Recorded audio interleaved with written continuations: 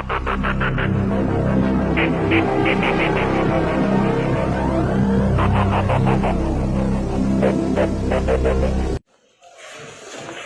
Gimana? Jadi, Gimana? ada dua saksi. Dari dua saksi itu satu saksi adalah orang tua dari saksi B, misalnya gitu ya. Saksi A ini korban gitu ya. Saksi dari B, orang tua dari B. Kesaksiannya satu, tidak mengenal korban.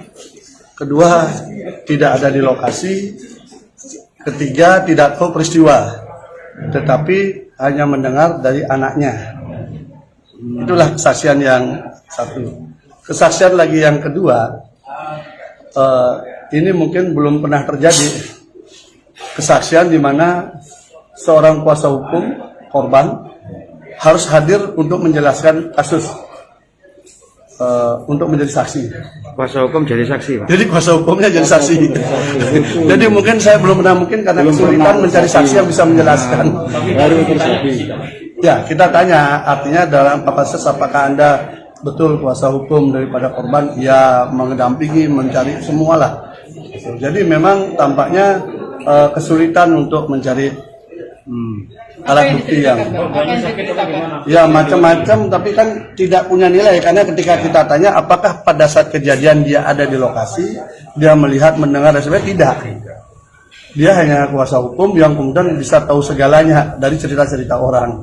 Dan tampaknya dari penjelasan terdakwa, yang bersangkutan juga adalah salah satu yang sangat semangat untuk menjatuhkan terdakwa di posisi di saat ini gitu loh. Itu mewakili saksi korban.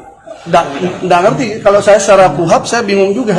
Selama ini ya, sebagai penasihat hukum itu biasa mendampingi korban, lalu semua alat bukti apa tuh kita serahkan kepada penyidik dan JPU gitu loh. Majelis tidak menegur.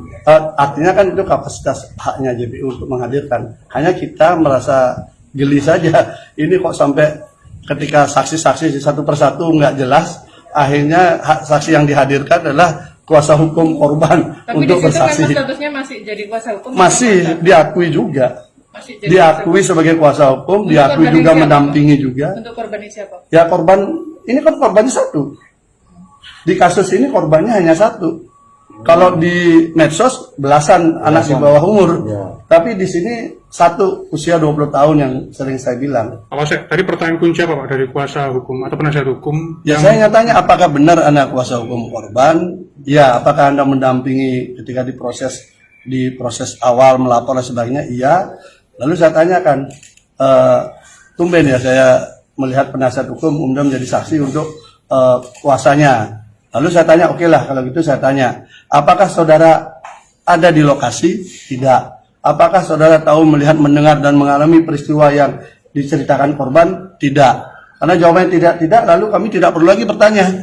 Terus apalagi ditanyakan? Kalau ditanyakan kan cerita yang kesana kemari kayak kita diskusi di luar, bukan dalam konteks hukum kan. Ini kan kita bicara hukum. Saksi pun ada kualifikasi, tidak semua orang bisa bicara jadi saksi. Saksi itu harus dia bisa melihat, mendengar, mengalami sebuah peristiwa.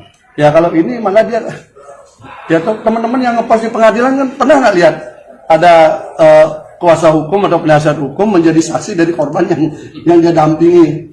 Baru ada di sini saja. Anda menolak keterangan semuanya. Enggak, artinya kita menganggap itu sudah memang tidak bernilai secara hukum.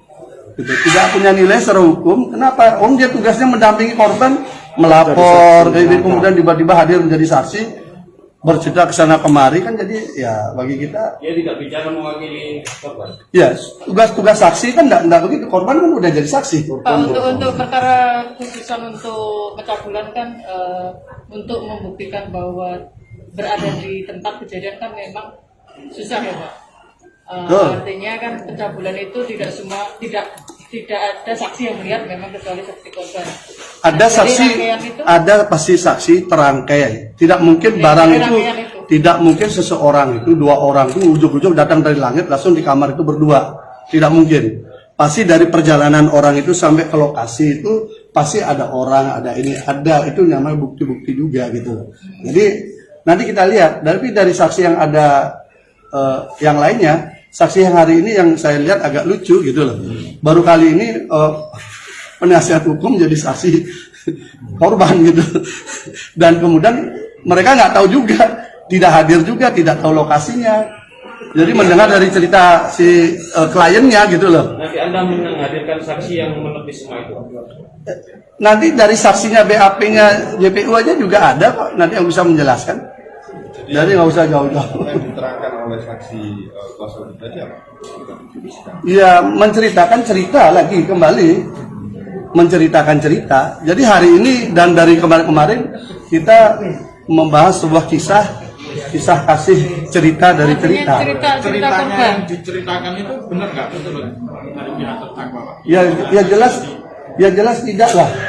Karena apa kan dia sendiri nggak tahu. Dia menceritakan sesuatu yang dia sendiri tidak tahu, yang dia sendiri tidak lihat. Apa yang diceritakan korban menurut korban? Ya versi dia yang selama ini dia ngomong-ngomong di YouTube itulah. Apa? Masuk Ya, udah dibuka di YouTube. sekian santri dicabuli itu juga diungkap tadi, Pak. Dia tidak berani bercerita soal itu karena tidak ada buktinya. Dia bercerita tentang saksi korban. Saya tanya, ya udah dia sendiri nggak. Tadi dikonfrontir dengan terdakwa nggak?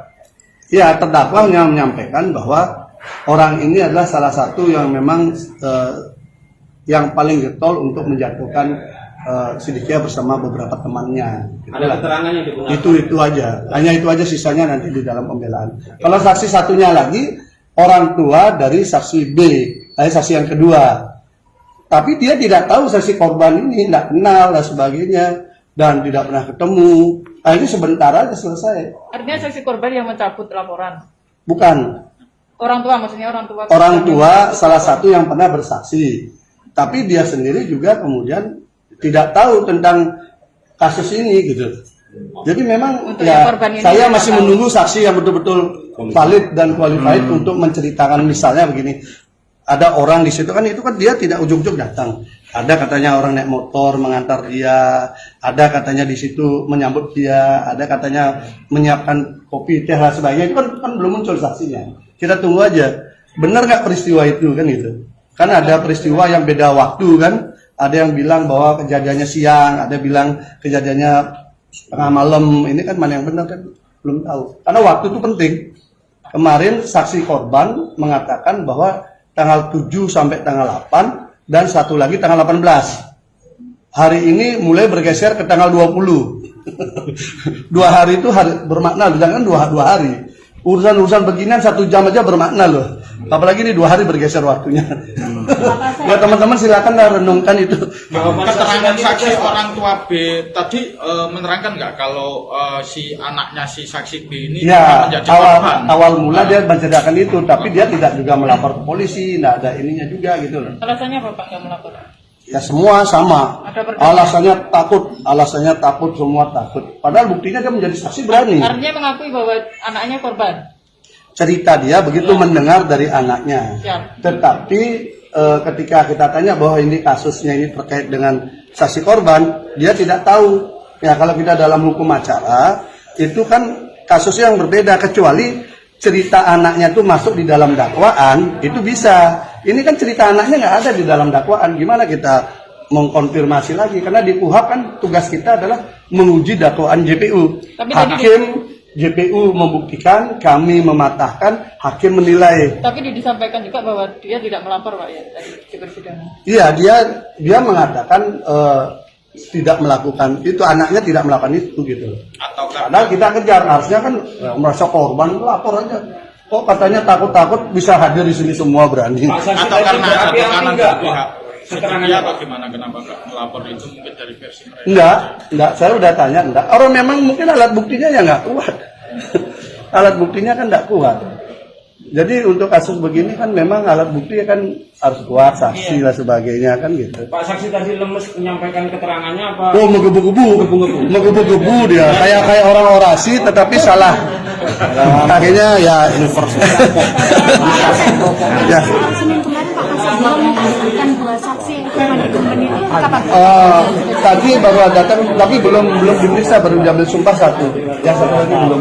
Mau kita konfirmasi itu. Berarti yang tadi cuma 2 aja ya? 2 keburu waktu, ada jam 1 udah ada sidang lain. Sampai hari ini berapa? Berapa dah totalnya? Saksi tadi 2, 6 ya? Baru 6 dari 40. Hari ini selesai. Apa Sudah selesai. Hari Senin lagi. Off dulu katanya. Ya, off dulu. Yang dua tadi, satunya pengacaranya tadi, sama satunya lagi orang tuanya. Ya, orang tua yang mengaku korban, tetapi tidak terkait dengan kasus ini.